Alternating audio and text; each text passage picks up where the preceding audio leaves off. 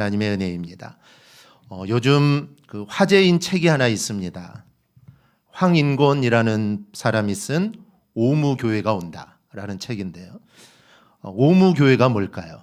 여기서 오무란 다음과 같은 5가지가 없는 교회를 의미합니다. 먼저 십자가가 없고 새벽 예배가 없고 성경 공부가 없고 구역 모임이 없고 장로가 없다. 이 5가지가 없는 교회가 온다라는 것이죠. 이 책을 대하면서 제가 2가지 생각을 들었습니다. 하나는 정말 이런 교회가 올까? 오지 않겠지라는 것이고, 다른 하나는 정말 이런 교회가 오면 어떻게 하지라는 그런 생각입니다. 놀랍기도 하고 또 한편으로는 걱정이 되기도 합니다. 여러분들은 어떻게 생각하십니까? 정말 이런 교회가 올까요? 십자가가 없고 새벽 예배도 없고 성경 공부도 없고 구역도 없고 장로가 없는 교회. 과연 그런 교회를 과연 교회라고 할 수가 있을까요? 이러한 급진적인 제안은 단순한 형식의 변화가 아니라 교회의 본질에 대한 근본적인 성찰과 미래지향적인 사고를 담고 있습니다. 실제적으로 이러한 것들이 없어야 한다라는 것이 아니라 한국교회가 직면하고 있는 그런 위기의 심각성을 이야기하는 겁니다. 즉 이렇게 하다가는 이렇게 될 수가 있다라는 것이죠. 실제로 주변 사람들의 이야기를 들어보면 교회에 대해 형식적이다, 재미가 없다, 너무 강요가 심하다, 이런 반응들을 우리가 자주 듣게 됩니다. 사실 우리 부모님 세대는 마치 목사님의 말씀을 하나님의 말씀처럼 알고 그 말씀에 정말 순종해왔습니다. 그런 순종이 사실 지금의 교회를 사실 교회가 교회되게 한 것이죠. 그런데 지금은 그렇지 않습니다. 지금은 순종하라고 하면은 속된 말로 이게 잘 먹히지 않습니다. 왜냐하면 요즘은 무조건 순종이 아니라 내가 이해해야 되고 내가 옳다라고 알아야만 그 말씀에 순종하고 이게 움직입니다.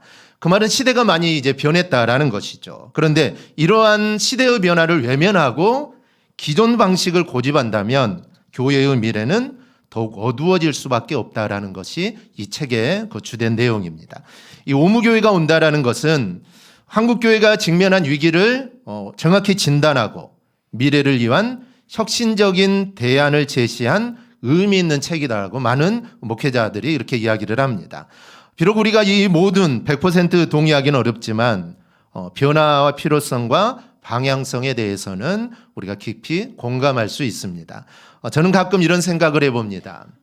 사실 저희 아버지도 목회를 하셨고 또 시골에서 오랫동안 목회를 하셨는데 또 아버지가 목회한 것을 또 지켜보면서 저도 또 목회자가 돼야겠다라는 생각을 가지고 저도 목회자가 되었는데 사실 지금도 목회가 쉽지 않습니다. 정말 아버지 세대에 비추어 보면은 또 지금 세대가 이 목회라는 게 쉽지 않은데 과연 다음 세대는 이 목회가 얼마나 힘이 들까? 저는 이런 생각들을 해봅니다. 그래서 지금 신학을 공부하고 이제 목회자가 되기 위해서 열심히 공부하는 우리 전사님들, 그들이 이제 목사 안수를 받고 부교육자 생활을 하고 또 목회를 하게 될 텐데 그때 가보면 지금의 시대와는 또 많이 판이하게 달라진 그 환경 속에서 참 목회하는 게 참 힘들지 않을까, 그런 생각들을 저는 해봅니다. 앞으로 한국교회가 나아갈 길은 사실 분명 쉽지는 않을 겁니다. 하지만 이러한 진지한 고민과 성찰을 통해서 더 나은 미래를 만들어갈 수 있다라고 저는 믿습니다. 사실 변화를 두려워해서는 안 됩니다. 변화를 두려워하지 말고 본질을 잃지 않으면서도 시대 요구에 민감하게 반응하는 그런 지혜들이 사실 우리 안에 있어야 합니다. 사실 역사는 인간이 하는 게 아닙니다. 어떤 제도가 역사하는 것도 아니죠. 아니, 환경이 변하니까 그 환경을 따라가고 환경에 적응해 나간다고 해서 하나님의 역사가 일어나는 것은 아닙니다. 역사는 하나님의 손에 있음을 믿습니다. 즉 역사는 하나님이 하시는 겁니다. 우리가 아무리 힘들고 어려워도 하나님이 역사하시면 사실 이거는 불가능한 것은 하나도 없습니다. 시대가 변해도 변하지 않는 것은 하나님이고 그리고 하나님의 말씀입니다. 우리가 말씀 붙잡고 하나님을 의지하며 나간다면 분명히 길을 열리게 되어 있습니다. 본질을 잃지 않는 게 참 중요하죠. 본질을 잃지 않고 나아가는 게 중요합니다. 우리가 그것만 잃지 않고 붙잡고 나아가면 하나님 반드시 힘을 주셔서 하나님이 역사해 주십니다. 그러니 오무교회가 오면 어떻게 할까? 이런 걱정하지 마시고 우리가 오직 말씀과 기도로 우리가 주님 붙잡고 우리가 나갈 수 있기를 바랍니다. 그러면 시대가 변해도 교회는 든든하게 서 있을 것이고 하나님의 사랑과 은혜가 임하게 되고 그리고 교회는 세상에서 하나님의 사명을 잘 감당해 나갈 겁니다. 이 일에 귀하게 쓰임받는 저와 여러분이 되기를 축복합니다. 미국에 실제로 있었던 이야기인데 가이드 포스트지에 실린 적이 있습니다. 이 굉장히 가난한 아주머니가 한 분이 슈퍼마켓에 갔습니다. 그녀는 빵과 우유를 샀지만 고기를 몇 킬로 훔칩니다. 카운터에 계산할 때 이 고기값은 지불하지 않고 빵값과 우유값만 지불을 합니다. 그런데 계산하던 직원이 손님 그 가방 좀 열어보세요 라고 했는데 아주머니는 열지 않겠다라고 우겼는데 이 경찰이 왔을 때는 이걸 열지 않을 수 없었습니다. 그리고 가방에서 고기가 나오게 되죠.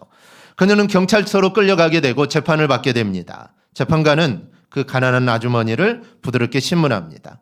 그렇게 신문하다 보니까 이 아주머니는 남편에게 버림을 받았고 현재는 5명의 아이를 기르고 있고 집도 없고 그리고 몇 달 동안 기름진 음식이라고는 한 번도 입에 대지 못했다는 것을 알게 됩니다. 그 사정을 알게 된 이 재판관은 그 아주머니를 감옥에 보내는 것 대신에 그 가족이 살기 적절한 집을 제공받도록 해주었고 또 연금을 지급받도록 해주게 됩니다. 이 재판관에게는 법조문보다는 즉 법대로 한다면 감옥에 가야 하지만 법조문보다는 법의 정신이 더 중요했던 겁니다. 요한복음 8장에 보면 가늠하다 붙잡혀온 한 여인에 대한 이야기가 나옵니다. 예수님은 오로지 율법의 잣대만을 들이대면서 이 여인을 돌로 쳐 죽여야 된다라는 그 사람들의 행위를 우리 주님은 저지하시죠. 예수님은 율법의 제정자인 동시에 사람의 마음을 잘 아시는 분입니다. 예수님은 그 여인이 끌려오는 동안 그 죗값을 다 받았다라고 생각했었고 그리고 그것이 회개로 이어졌다라는 사실도 우리 주님은 아셨습니다. 그래서 예수님이 이렇게 말씀하시죠. 나도 너를 정죄하지 아니하노니 가서 다시는 죄를 범하지 말라. 여러분 율법은 중요합니다. 율법은 너무나도 중요한 것이죠. 하나님이 주신 것이기 때문에 율법은 중요합니다. 그런데 사실은 그 율법 자체보다는 하나님이 왜 율법을 주셨는지 그 율법의 정신이 예수님에게는 더 중요했던 것이죠. 그래서 예수님은 그 여인을 정죄할 수 있지만 정죄하지 않으셨고 그 여인을 사랑을 베푸셨던 겁니다. 이사야서의 내용도 그렇습니다. 이사야 선지자는 우시야 왕 때부터 요담, 아하스를 거쳐 히스기야, 므낫세 때까지 활동했던 선지자입니다. 그때가 주전 8세기인데 이때 북쪽 이스라엘은 여로보암 2세가 다스리고 있었을 때입니다. 당시 그 중동의 강자는 애굽인데 애굽은 지금 왕조가 교체되는 상황입니다. 그러니까 사실은 밖으로 신경 쓸 틈이 없습니다. 이 나라도 추스르기 어려운데 어떻게 다른 나라까지 신경 쓰겠습니까? 그래서 자기 나라를 추스리고 있었던 때죠. 아수르도 마찬가지입니다. 내분으로 나라가 어려움을 겪고 있습니다. 그래서 그 당시 정세가 이랬다는 것이죠. 그래서 그 당시 정말 작은 나라였던 남유다는 모처럼 외국의 침략이 없는 국가적인 번영을 누리고 있습니다. 그런데 문제는 그 국가적인 번영이 신앙의 타락으로 이어졌다라는 것이죠. 즉 너무나 평안하니까 너무나 모든 일들이 잘 되니까 신앙의 타락으로 이어지게 됩니다. 이 시기를 정말 잘 활용해서 남유다나 북이스라엘이 하나님을 믿는 신앙을 회복하여 나라를 정말 굳건하게 세워야 되는데 그들은 그렇게 하지 못합니다. 그래서 얼마 지나지 않아 아수르가 내분을 수습하고 이제 주변의 나라를 정복하기 시작합니다. 그래서 결국 이 아수르에 의해 북이스라엘은 주전 722년에 멸망을 하고 맙니다. 신앙을 회복하여 나라를 굳게 세울 기회가 있었지만 북이스라엘이나 남유다는 그 기회를 타락의 기회로 삼게 됩니다. 그래서 하나님의 심판과 하나님의 책망을 받게 됩니다. 그런데 하나님은 심판과 책망만 하시지 않습니다.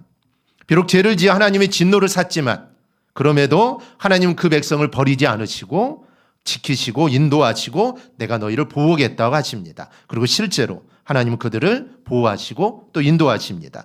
오늘 본문은 하나님이 그런 이스라엘 백성을 즉 죄악에 빠져 있고 하나님을 멀리하고 우상을 섬기고 하나님 말씀대로 살지 않는 그 백성들을 내가 너희를 어떻게 지키고 인도하고 보호했는지 즉 하나님의 은혜와 그 사랑이 나타나고 있는 말씀이 오늘 우리가 함께 읽은 이 말씀입니다. 성경은 이스라엘 민족만 이스라엘이 아니라 하나님을 믿는 모든 사람이 아브라함의 자손이요 유대인이다 이렇게 말을 합니다. 이 갈라디아서 3장 7절에서 9절을 보면 그런즉 믿음으로 말미암는 자들은 아브라함의 자손인 줄 알지어다. 또 하나님이 이방을 믿음으로 말미암아 의로 정하실 것을 성경이 미리 알고 먼저 아브라함에게 복음을 전하되 모든 이방인이 너로 말미암아 복을 받으리라 하였느니라. 그러므로 믿음으로 말미암는 자는 믿음이 있는 아브라함과 함께 복을 받느니라. 아멘. 이 말씀대로 혈통적으로는 아브라함의 후손이 우리는 아니지만 영적으로 우리는 아브라함의 후손이요 우리는 약속의 자녀입니다. 그러니까 우리가 비록 죄를 짓고 하나님의 뜻대로 살지 못해도 하나님은 우리를 죄에서 돌이키시고 죄로부터 보호하시고 선한 삶으로 하나님 반드시 인도하신다는 사실입니다. 우리가 이 확신을 가지고 우리가 살아가기를 축복합니다. 그렇다면 하나님은 우리를 어떻게 인도하시고 보호하실까요?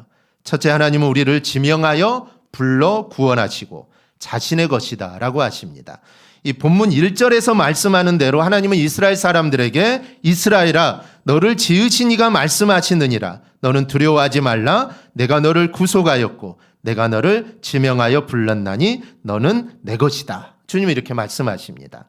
물론 이것은 우리에게도 동일하게 적용이 됩니다. 하나님은 우리를 하나님의 자녀로 지명하셨습니다. 즉 많은 무리가 있는데 그냥 두리뭉실하게 너는 내 아들이다. 너희들은 내 자녀다라고 하신 게 아니라 우리의 이름을 하나하나 불러가면서 바로 내가 너를 지명하여 불렀다라는 것이죠. 그러니까 우리 가운데 아무도 우연히 구원받은 사람은 여러분 단 한 명도 없습니다. 다 하나님이 하나하나씩 지명하면서 그래 너는 내 아들이다. 너는 내 딸이라고 하나님이 지명하여 주셨던 겁니다. 에베소서 1장 4, 5절에서 이렇게 말씀합니다. 우리 함께 보겠습니다. 곧 창세전에 그리스도 안에서 우리를 택하사 우리로 사랑 안에서 그 앞에 거룩하고 흠이 없게 하시려고 그 기쁘신 뜻대로 우리를 예정하사 예수 그리스도로 말미암아 자기의 아들들이 되게 하셨으니 아멘. 하나님이 언제 우리를 지명했다고 합니까? 하나님은 창세전에 즉 이 땅을 창조하시기도 전에 우리를 지명하여 불렀다라는 것이죠. 사실 이 세상이 창조되기 전에는 저와 여러분은 이 땅에 없었던 존재입니다. 우리는 아직 태어나기도 전이고 아직 어머니 뱃속에도 있기 전이죠. 그런데 하나님은 그 전에 창세전에 이미 우리의 이름을 불러주시면서 너는 내 아들이다. 너는 내 딸이다 라고 말씀하셨다는 것이죠. 아직 태어나지도 않았고 아직 생명이 생기지도 않았는데 아마 2000년 몇 월 며칠에 태어날 건데 그 태어날 그 사람의 이름을 불러가면서 누구야? 너는 내 아들이다. 너는 내 딸이라고 이미 창세전부터 이 땅을 창조하기 전부터 하나님은 지명하셔서 택하셨다라는 것이죠. 그러니 여러분 얼마나 이게 놀라운 일입니까? 근데 그게 전부가 아니라 우리를 내 것이다 라고 말씀을 합니다. 하나님이 우리를 내 것이라고 하는 것은 하나님이 나를 책임지신다라는 뜻입니다. 우리는 하나님이 책임지시는 사람입니다. 이미 하나님 마태복음 6장에서 우리가 먹고 마시고 생활하는 모든 것을 내가 책임지겠다라고 하나님 말씀을 하셨습니다. 그런데 문제가 있습니다. 하나님은 너는 내 아들이다. 너는 내 딸이다. 너는 내 것이다. 내가 너를 책임지겠다. 내가 먹는 거, 네가 먹는 거, 마시는 거, 그 모든 거 내가 다 책임지겠다라고 하시는데 문제는 우리가 하나님을 믿지 못한다는 게 문제입니다. 그래서 우리는 늘 염려가 가득하죠. 늘 걱정이 가득합니다. 근데 사실 염려하고 걱정한다고 해서 문제가 해결되는 건 아니죠. 염려와 걱정해서 문제가 해결된다면 충분히 염려하고 걱정해야 되지만 사실 염려한다고 해서 문제가 해결되는 건 아닙니다. 걱정한다고 해서 그 문제가 해결되는 건 아니죠. 염려와 걱정으로 인해 오히려 우리 안에 있는 기쁨이 사라집니다. 우리 안에 있는 감사가 사라지게 되죠. 우리의 삶이 이렇습니다. 사실 문제가 없는 사람은 없습니다. 염려거리, 걱정거리 없는 사람은 한 사람도 없죠. 다 문제를 가지고 살고 그래서 다 삶이 힘들고 삶이 무겁습니다.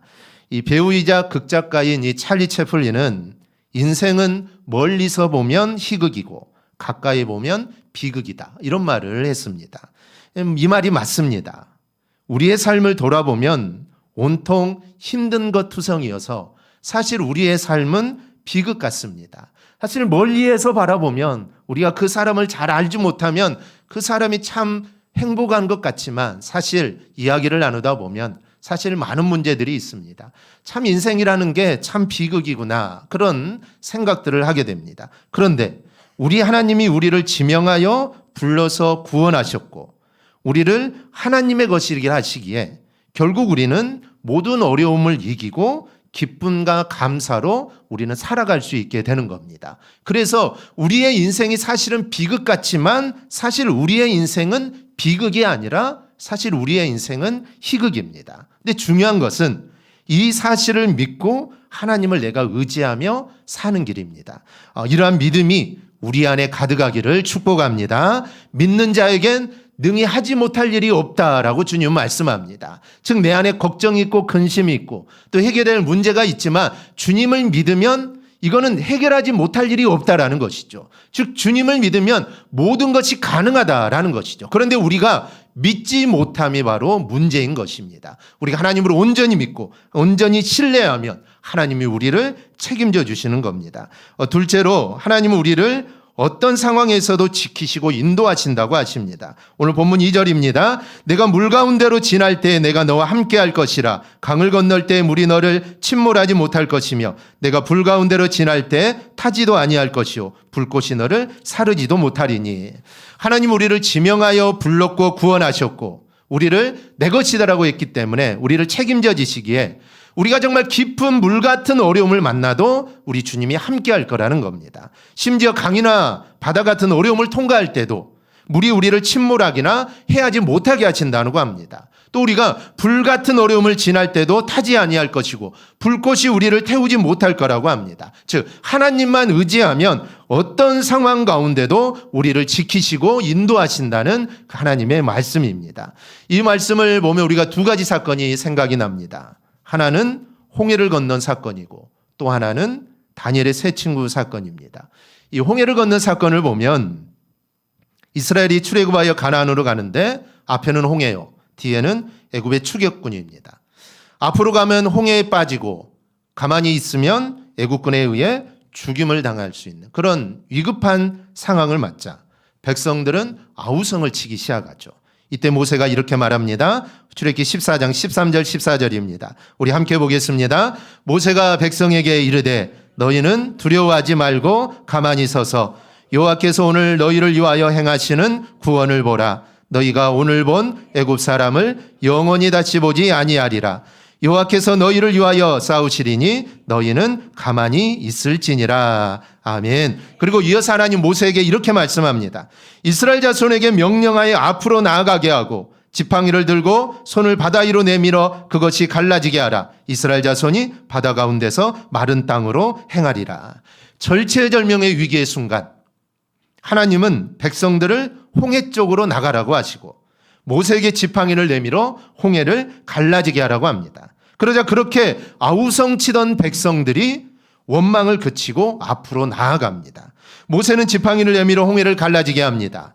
이때 하나님은 구름 기둥과 불 기둥을 사용하셔서 애국군이 이스라엘 백성들 가까이 오지 못하게 하시고 밤새도록 바람을 불어 홍해를 갈라지게 합니다. 이 다니엘과 세 친구도 동일합니다. 그들은 어떤 상황 속에서도 하나님만을 바라봅니다. 즉 하나님이 함께 하심을 그들은 절대로 의심하지 않았던 것이죠. 풀무불 안에 들어가서도 정말 평소보다 7배나 더 뜨겁게 했던 풀무불. 사실 풀무불 자체가 뜨거운 것 아닙니까? 그런데 그리 7배나 더 뜨겁게 했으니 이게 얼마나 뜨겁겠습니까? 그러니까 가까이 가는 병사들이 다 타 죽는 것 아닙니까? 그런데 다니엘과 세 친구는 그 풀무불 안에 들어가는 한이 있어도 그곳에서도 하나님이 나와 함께 하신다. 그 사실을 그들은 절대로 의심하지 않았던 것입니다. 그래서 하나님이 그 풀무불 가운데서 그들을 지키시고 보호해 주셨던 겁니다. 우리가 살다 보면 우리도 어려움을 만나 아우성치는 순간이 있습니다. 어려운 순간, 위기의 순간에 우리가 다니엘의 세 친구처럼 정말 하나님만 의지하고 믿음으로 나가면 얼마나 좋은데 사실 우리는 그런 믿음이 사실 우리에게는 부족합니다. 오히려 어떤 때는 홍해 앞에 이스라엘 백성들처럼 위기를 만난 이스라엘 백성들처럼 원망하고 아우성을 칠 때가 참 많습니다. 하지만 이런 모습이 있지만 우리를 도우시고 이끌어 주신 하나님을 바라보고 우리가 믿음으로 꼭 나아갈 수 있기를 바랍니다. 위기를 만나고 어려움을 만나면 입에서도 마음에서도 아우성이 나오죠. 원망과 한숨이 나옵니다. 그러나 그때도 우리를 지키시고 인도하시는 하나님의 약속을 믿고 여러분 문제 앞으로, 어려움 앞으로 여러분 나아가 보십시오. 그러면 하나님께서는 이스라엘 백성들과 함께 하셨던 것처럼 하나님의 은혜와 능력이 우리 안에 반드시 임하게 될 줄 믿습니다. 여러분, 하나님은 우리를 절대로 실망시키지 않습니다. 풀무불에 들어갔던 다니엘의 세 친구, 사자굴에 들어갔던 다니엘, 하나님은 다니엘과 세 친구를 실망시키지 않았습니다.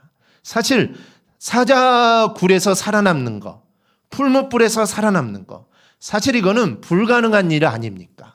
어떻게 인간의 생각으로 이게 가능합니까? 하지만 하나님은 불가능을 넘어서 그들의 믿음을 헛되지 않게 했던 것이죠. 즉 하나님을 향한 그 믿음을 하나님은 실망시키지 않았던 것입니다. 즉 믿고 따르는 자, 우리 하나님은 절대로 외면하지 않습니다. 그러니 여러분 도망치거나 숨지 말고 우리는 고난과 맞서 싸워야 합니다. 어려움과 맞서 싸우면 어떤 상황에서도 우리를 지키시고 인도하시는 하나님의 사랑과 은혜를 우리가 반드시 체험하게 될 줄 믿습니다. 셋째로 하나님은 우리를 사랑하시되 끝까지 사랑하신다고 합니다.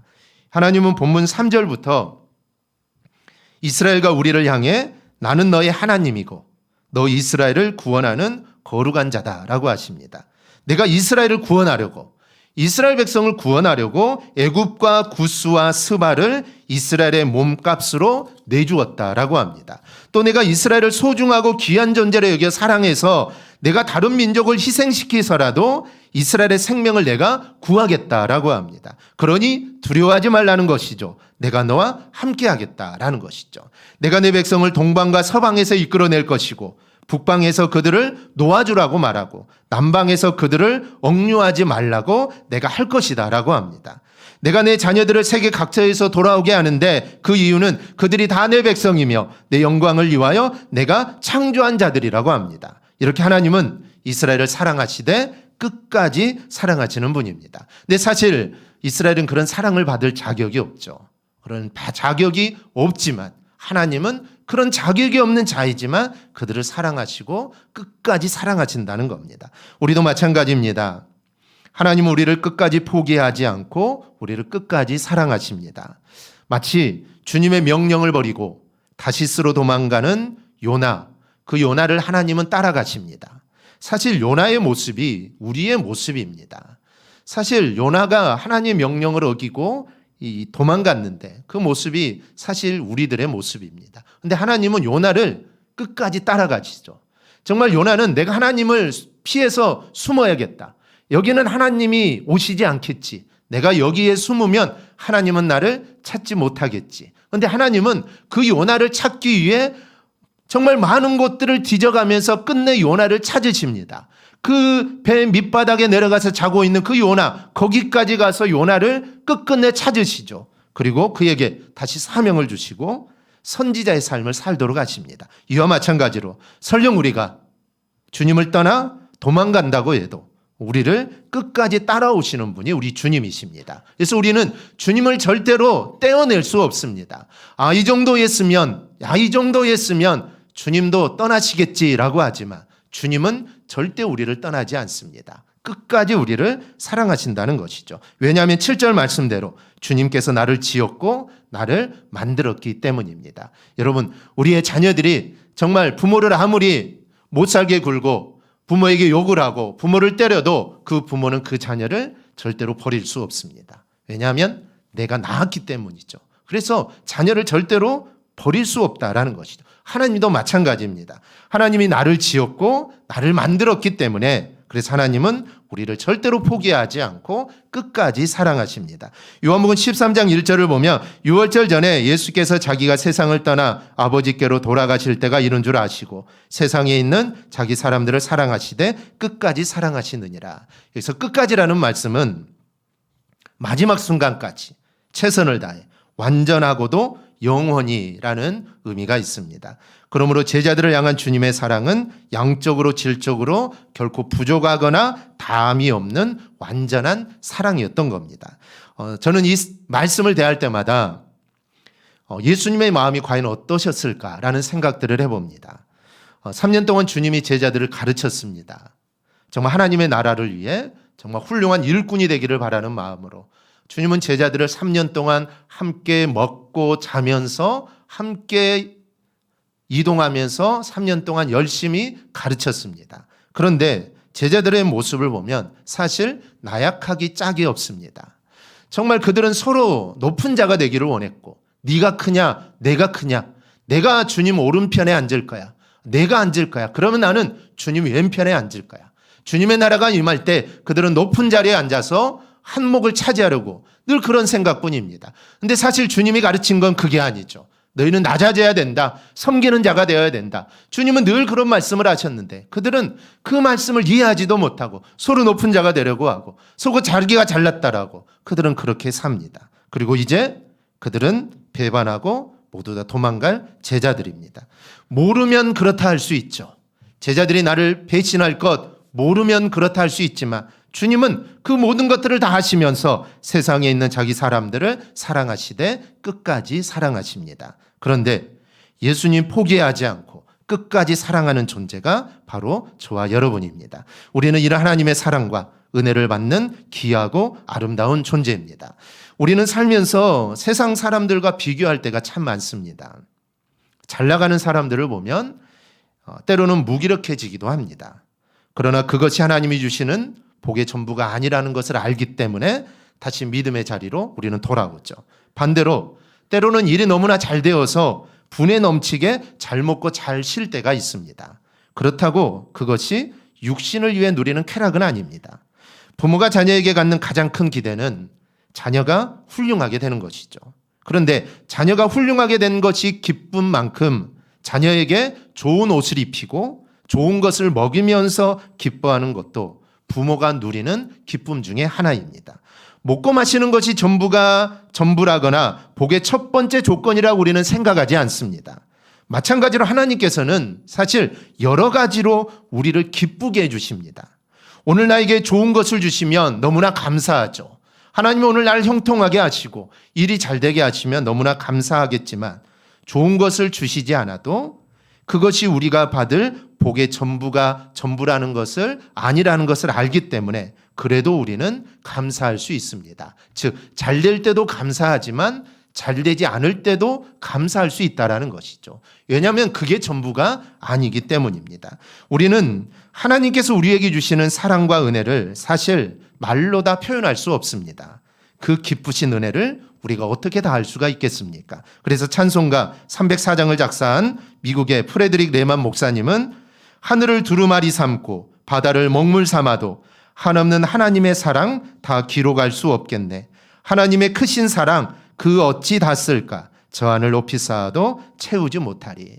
사실 맞습니다. 우리가 하나님의 사랑을 어떻게 알 수가 있겠습니까? 글로 쓴다고 해도 그 하나님의 사랑 사실 우리는 기록할 수가 없습니다. 그 하나님의 사랑이 너무나 크기 때문이죠. 본문을 통해 하나님은 우리를 사랑하시고 그래서 우리에게 은혜를 주신다고 합니다.